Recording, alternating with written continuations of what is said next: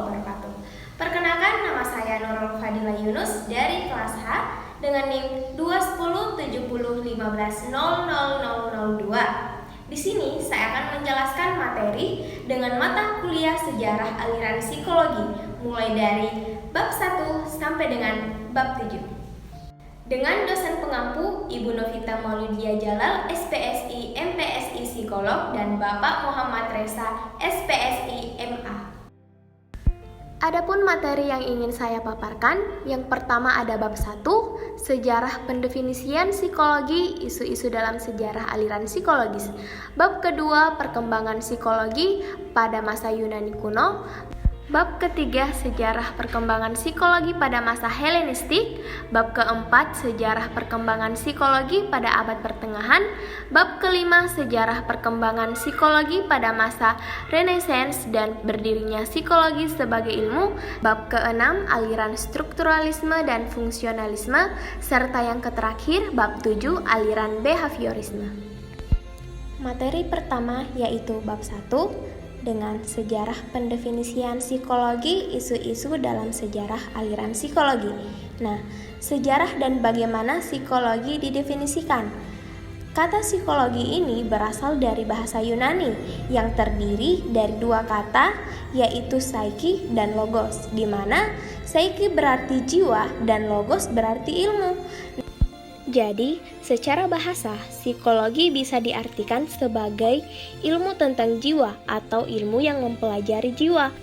Psikologi modern muncul pada tahun 1879 dan Wilhelm Wundt dianggap sebagai pencetusnya.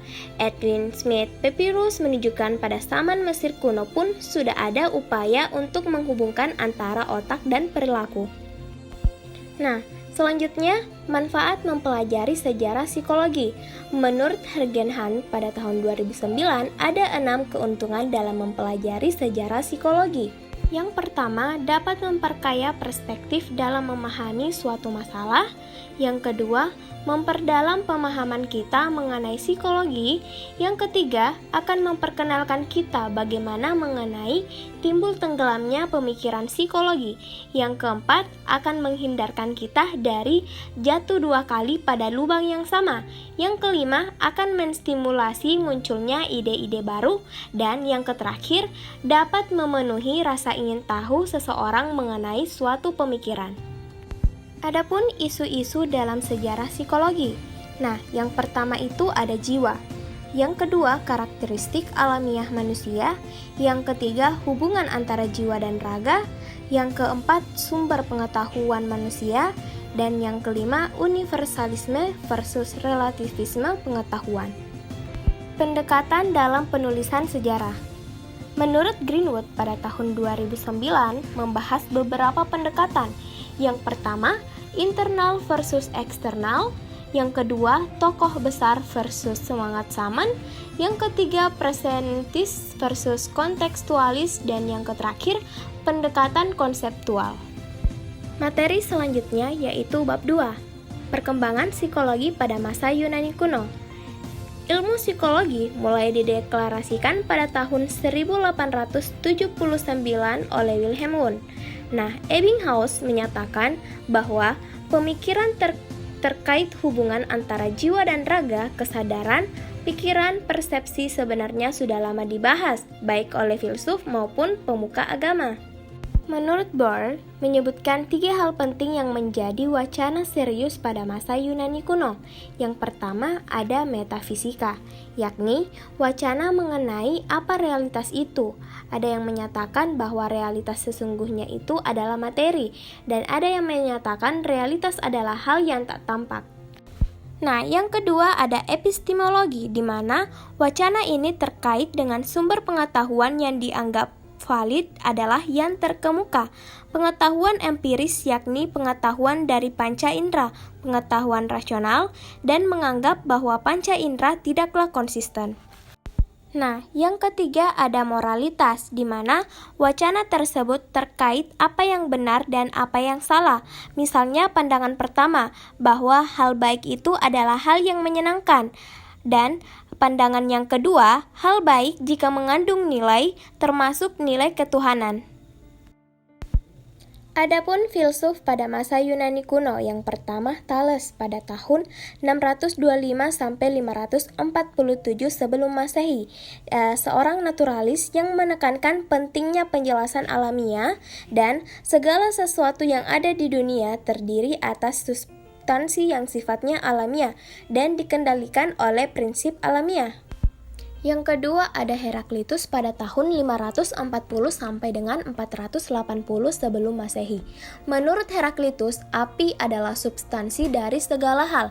Yang menjadi pusat perhatian Heraklitus adalah perubahan, termasuk manusia yang dalam proses menjadi atau becoming. Baginya, tidak ada sesuatu yang konstan. Yang ketiga ada Hippocrates pada tahun 460 sampai dengan 377 sebelum Masehi. Ia adalah seorang dokter. Ia mengenal 4 elemen dasar yakni air atau lendir sebagai humor, api sebagai empedu kuning, tanah sebagai empedu hitam, dan udara sebagai darah. Yang keempat ada Empedokles pada tahun 492 sampai dengan 435 sebelum Masehi. Menurutnya, terdapat 4 elemen penting yang tidak dapat direduksi dan menjadi dasar dari semua hal, yaitu api, udara, tanah, dan air, menurut Greenwood pada tahun 2009. Bagi Empedokles, jiwa akan sehat apabila terdapat keseimbangan atau equilibrium di antara 4 elemen yang sudah disebutkan sebelumnya, yang kemudian dikembangkan oleh Hippocrates dan Galen. Yang kelima ada Parmenides pada tahun 540 sampai dengan 470 sebelum Masehi. Bagi Parmenides, Robinson 1995, realitas yang sesungguhnya itu apapun itu mestinya bersifat abadi, tidak berubah, dan eksistensi yang seperti itu tidak akan pernah bisa dipahami oleh indera. Menurut Parmenides dalam Greenwood 2009, realitas itu satu, tidak berubah, tidak bergerak, tidak bisa dipisahkan dan abadi. Jadi, Parmenides ini bisa dikatakan sudah menyampaikan ide tentang rasionalisme. Selanjutnya, Pythagoras pada tahun 580 sampai 500 sebelum Masehi. Bagi Pythagoras, realitas yang secara alamiah memang abstrak, perlu dinyatakan dalam harmoni matematika. Greenwood 2009. Adapun Protagoras pada tahun 485 sampai 410 sebelum Masehi. Bagi Protagoras, semua pandangan itu memiliki kebenaran yang sama, sedangkan bagi Georgius justru bahwa semua pandangan itu keliru. Dalam Hergenha 2009. Selanjutnya ada Socrates pada tahun 470 sampai 399 sebelum Masehi. Socrates menganggap penting pengalaman subjektif individu. Socrates tidak tertarik pada filsafat mengenai alam. Ia lebih suka pada masalah-masalah yang berhubungan dengan manusia, terutama masalah epistemologi dan etika. Selanjutnya Plato pada tahun 427 sampai 347 sebelum Masehi. Pemikiran Plato meliputi masalah-masalah tentang etika, politik, hukum, agama, seni, epistemologi, dan juga psikologi. Yang terakhir ada Aristoteles pada tahun 384 sampai 322 sebelum Masehi. Ia merupakan murid Plato yang sangat cerdas. Ia termasuk filsuf pertama yang secara serius membahas topik-topik yang kemudian menjadi isu sentral dalam psikologi, seperti mengenai sensasi, memori, belajar, dan mimpi. Selanjutnya bab 3, sejarah perkembangan psikologi pada masa Helenistik. Psikologi pada masa Helenistik.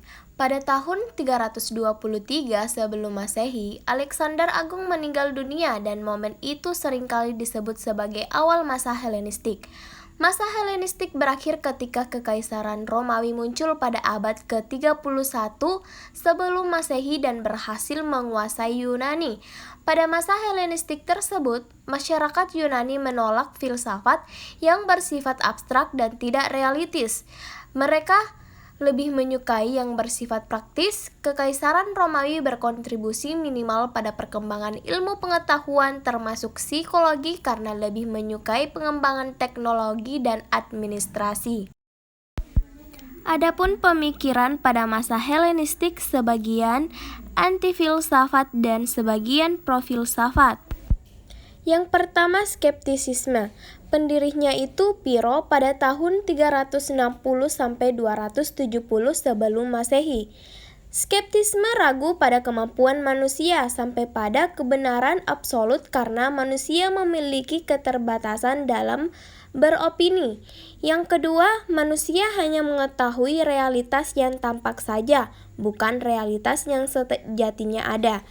Yang ketiga, Piro menolak dogmatisme yang tidak bisa diyakini kebenarannya atau kekeliruannya. Bagi Piro, seseorang yang meyakini kebenaran karena tampak benar di hadapannya, demikian pula sebaliknya. Yang kedua ada sinisme, pendirinya itu oleh Antihinis pada tahun 445 sampai 365 sebelum Masehi. Yang pertama itu muncul sebagai ekspresi atas ketidakpuasan terhadap nilai yang ada, situasi dan kondisi yang dianggap tidak adil. Yang kedua, kebahagiaan untuk menyederhanakan tuntutan kehidupan akan dicapai dengan hidup yang sesuai dengan nilai. Yang ketiga ada Epikurianisme. Pendirinya itu Epikurus pada tahun 341 sampai 270 sebelum Masehi. Ia terkenal dengan sebutan atomisme dan hedonisme. Yang kedua, Epikurus ini menyangkan adanya Tuhan yang mengendalikan manusia. Baginya, manusia hanyalah terdiri atas atom-atom yang bebas, dan kematian berarti atom-atom tersebut tercerai-berai. Namun demikian, atom bukanlah sesuatu yang dapat diciptakan ataupun dimusnahkan. Yang keempat ada Stoicisme, pendirinya itu Zeno pada tahun 333 sampai 264 sebelum Masehi. Menurutnya, nalar merupakan otoritas yang paling tinggi dan alam semesta diatur oleh aturan yang dapat dipahami oleh nalar. Kalaupun ada Tuhan, maka Tuhan itu adalah rasionalitas yang melekat pada diri manusia dan alam semesta. Selanjutnya, psikologi pada masa Kekaisaran Romawi pada tahun 500 sampai 470 sebelum Masehi. Pada masa ini kurang bagus terhadap perkembangan ilmu pengetahuan, salah satunya psikologi sendiri. Mereka lebih tertarik pada perkembangan teknologi dan administrasi. Neoplatonisme merupakan aliran yang meneruskan ide-ide Plato yang menekankan pada aspek mistis dan mengurangi aspek rasional.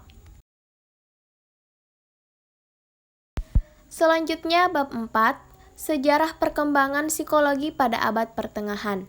Pada masa kegelapan, di saat Eropa Barat sedang mengalami masa kegelapan tersebut, ternyata peradaban Islam itu justru mengalami kemajuan yang sangat pesat. Pada masa itu, yaitu antara abad ke-7 sampai dengan abad ke-14. Tradisi keilmuan yang sebelumnya dikembangkan oleh para pemikir-pemikir Muslim. Para pemikir Muslim ini kemudian mengembangkan berbagai macam ilmu pengetahuan dari mulai ilmu fisika, ilmu kimia, astronomi, ilmu kedokteran, filsafat, hukum, sampai dengan ilmu psikologi atau ilmu nafs. Adapun peran-peran tokoh Muslim dalam perkembangan psikologi, yang pertama Al-Kindi pada tahun 801 sampai 866 sebelum Masehi. Pemikiran Al-Kindi yang berhubungan dengan psikologi antara lain mengenai jiwa, kecerdasan, dan strategi kognitif dalam mengatasi grief atau kesedihan, dan Al-Kindi menyatakan antara teologi dan filsafat. Yang kedua Al-Razi atau Rase pada tahun 865 sampai 925 sebelum Masehi.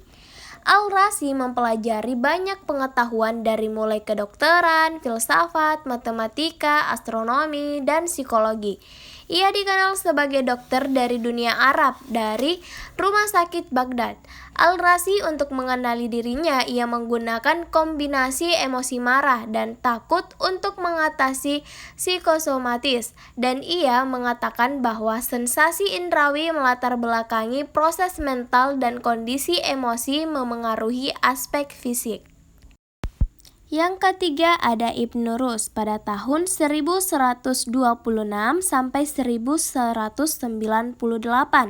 Ibnu Rushd seorang yang lebih mengedepankan pemikiran alamiah dan rasionalitas. Kebesaran Ibnu Rushd dikenal sampai di Eropa dan disebut sebagai bapak rasionalisme. Pikiran Ibnu Rushd yang berhubungan dengan psikologi antara lain mengenal jiwa, kecerdasan, dan kebahagiaan. Yang keempat, Al-Farabi atau Al-Farabius pada tahun 870 sampai 950. Al-Farabi sebagai penerus Aristoteles yang pemikirannya banyak dipengaruhi oleh Plato dan Plotinus dan berusaha memadukan pemikiran ketiga filsuf Yunani tersebut. Ia mengatakan bahwa pengetahuan diperoleh dengan 3 kemampuan, yakni yang pertama kemampuan indrawi atau eksternal, kedua kemampuan imajinasi atau indera internal, dan kemampuan berpikir. Yang kelima Ibnu Sina pada tahun 981 sampai 1037. Ibnu Sina menyampaikan kemampuan-kemampuan yang dimiliki oleh tingkatan jiwa tersebut. Yang pertama ada jiwa nabati, di mana kemampuan untuk mengonsumsi, untuk tumbuh, dan untuk melakukan. Kedua jiwa hewani, yaitu kemampuan bergerak, yaitu syahwat dan amarah, serta kemampuan persepsi internal. Yang ketiga jiwa insansi, di mana kemampuan praktis atau akal praktis dan kemampuan teoritis. Yang keenam Ibnu Miskawai pada tahun 940 sampai 130. Ia mengatakan bahwa jika memiliki 3 tingkatan atau fakultas, yakni yang pertama, jiwa yang berkaitan dengan aktivitas berpikir dan melihat. Yang kedua, jiwa yang berkaitan aktivitas emosi, ambis, dan keberanian. Dan yang terakhir, jiwa yang berhubungan dengan aktivitas nafsu syahwat, makan, dan minum. Yang ketujuh, Fakhruddin Ar-Razi pada tahun 1150 sampai 1209. Menurut Razi, secara alamiah, manusia memiliki perbedaan-perbedaan personal, lingkungan, ataupun situasi. HQ 2004. Ar-Razi menjelaskan bentuk-bentuk kebahagiaan, ada yang disebut kebahagiaan indrawi dan ada kebahagiaan intelektual. Yang kedelapan Al-Ghazali pada tahun 1058 sampai 1111. Sejak di Jurjan dan Nesapur, kejeniusan Al-Ghazali sebenarnya sudah tampak dan dikenal banyak orang. Namun, popularitasnya mencapai puncaknya ketika diangkat sebagai guru besar sekaligus pimpinan tertinggi atau rektor Universitas Nizamiyah Baghdad. Di Baghdad inilah kehidupan Al-Ghazali dikenal sebagai piawai berdebat. Kehidupan Al-Ghazali ini disebut periode Prasufi. Yang kesembilan Al-Balkhi pada tahun 850 sampai 934. Al-Balkhi merupakan orang yang pertama kali membedakan antara psikosis dan neurosis dan pionir pengobatan psikosomatis. Klasifikasi neurosis ke dalam 4 gangguan. Yang pertama takut dan panik, marah dan agresi, sedih dan depresi, serta obsesi. Selanjutnya bab 5. Sejarah perkembangan psikologi pada masa Renesansi dan berdirinya psikologi sebagai ilmu. Kontribusi peradaban Islam terhadap Renesansi. Nah, pada abad pertengahan, kemajuan Islam yang berpusat di Baghdad atau Irak dan Andalusia atau Spanyol memang menarik banyak perhatian orang, termasuk masyarakat Eropa. Nah, di masa Renesansi ditandai dengan kepercayaan yang tinggi terhadap potensi dan kemampuan individu, personalisasi nilai-nilai agama, ketertarikan yang amat sangat terhadap warisan nilai agama, ketertarikan yang amat sangat terhadap warisan pemikiran Yunani kuno, dan munculnya anti-Aristotelianisme. dalam Hergenhan 2009. Salah satu tokoh pencetus Renaissance yaitu Juan Louis Vives pada tahun 1492 sampai 1540. Vives berbicara tentang kebijaksanaan. Menurutnya, Skelton pada tahun 1996, kebijaksanaan dapat diperoleh jika kita mengingat dengan mempelajari pengalaman-pengalaman yang pernah dilalui. Selanjutnya bab 6, yaitu aliran strukturalisme dan fungsionalisme. Yang pertama, strukturalisme. Sebelum lahirnya psikologi baru, menurut Kant, jiwa manusia adalah realitas subjektif, tidak akan memberikan kepastian sebagai ciri utama dari ilmu pengetahuan. Dan menurut Comte, metode dalam psikologi lebih banyak menggunakan introspeksi dan metode non-eksperimen. Ilmu psikologi tidak diperlukan karena jiwa dapat dikaji dalam ilmu sosiologi. Kajian perilaku dalam konteks sosial dan ilmu biologi untuk menjelaskan proses mental. Adapun peristiwa penting yang melatar belakangi lahirnya psikologi sebagai ilmu. Pada tahun 1795, David Kinnerbrook dinilai keliru dalam mengamati pergerakan bintang di Royal Observatory, Greenwich, Inggris. Ada selisih pengamatan dengan atasannya. Wilhelm Bessel melakukan penelitian dan berkesimpulan bahwa kesalahan Kinnerbrook tersebut disebabkan oleh perbedaan individual, bukan karena ketidakcermatan dalam mengamati pergerakan bintang. Perbedaan individual memengaruhi objektivitas pengamatan seseorang. Adapun tokoh yang berperan, yang pertama itu ada Hermann von Helmholtz, lahir di Potsdam di Jerman pada tahun 1821 sampai 1894. Yang kedua, Gustav Theodor Fischer, lahir di Großerzien, Jerman pada tahun 1801 sampai 1887. Yang ketiga, Wilhelm Wundt, yaitu bapak psikologi. Yang keempat, Franz Brentano, lahir di Marienburg, Jerman pada tahun 1838 sampai 1917. Yang kelima, Karl Stumpf pada tahun 1848 sampai 1936. Selanjutnya Hermann Ebbinghaus pada tahun 1850 sampai 1909. Selanjutnya Oswald Kulpe pada tahun 1862 sampai 1915. Yang kedua, fungsionalisme. Fungsionalisme merupakan salah satu pemikiran yang berpengaruh dan berkembang pada akhir abad ke-19 sampai pada awal abad ke-20. Fungsionalisme dikembangkan oleh William James pada tahun 1842 sampai 1912 dan berpengaruh di Amerika Serikat hingga Eropa. 3 perbedaan fokus kajian. Yang pertama, Wundt, elemen kesadaran, sedangkan Titchener, struktur kesadaran, dan William James, fungsi kesadaran. Adapun karakteristik fungsionalisme. Yang pertama, fungsionalisme menentang strukturalisme yang terlalu fokus pada struktur kesadaran. Yang kedua, fungsionalisme ini berusaha memahami fungsi dari kesadaran yang menganggap bahwa proses mental membantu kita beradaptasi dengan lingkungan. Yang ketiga, fungsionalisme ini berusaha menjadikan psikologi sebagai ilmu yang praktis yang berguna dalam meningkatkan kualitas hidup manusia. Dan yang keempat, fungsionalisme memperluas kajian psikologi hingga ke topik seperti binatang, anak, dan abnormalitas. Sekilas tentang William James pada tahun 1842 sampai 1910. Awalnya James ingin menjadi seniman, namun ditentang oleh orang tuanya. Kondisi ini menyebabkan James mengalami ketidakpastian. James sempat mengalami berbagai kondisi yang buruk, misalnya tentang kesehatannya. Namun bangkit kembali setelah membaca esai Carlos Renovior tentang kebebasan berkehendak. James ahli dalam bidang fisiologi, filsafat, dan psikologi. James dianggap mempertimbangkan teori evolusi Darwin sehingga penelitian James menggunakan berbagai metode. James kemudian berfokus pada topik seperti self, insting, emosi, perilaku, pengalaman, dan keberagaman.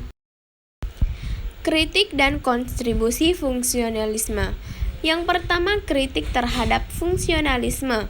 Fungsionalisme dan strukturalisme mengalami ketegangan. Kritik Titchener menyatakan bahwa fungsionalis sama sekali bukan psikologi karena fungsionalis tidak tunduk pada pokok kajian dan metode-metode strukturalisme. Yang kedua, kontribusi fungsionalisme. Fungsionalisme ini memberi warisan berupa aplikasi psikologi dalam kehidupan nyata. Setelah lahirnya fungsionalisme, maka riset tentang tingkah laku hewan menjadi salah satu yang paling penting dalam psikologi. Yang terakhir, bab 7, aliran behaviorisme. Kritik dan kontribusi fungsionalisme. Behaviorisme ini berfokus pada perilaku dan menekankan pada peran stimulus yang ada di luar manusia. Perilaku yang dapat diamati merupakan subjek matter ilmu psikologi dalam Greenwood 2009. Adapun 3 klaim kebenaran dari behaviorisme, yaitu Graham 2017. Yang pertama, psikologi bukanlah science of mind, melainkan science of behavior.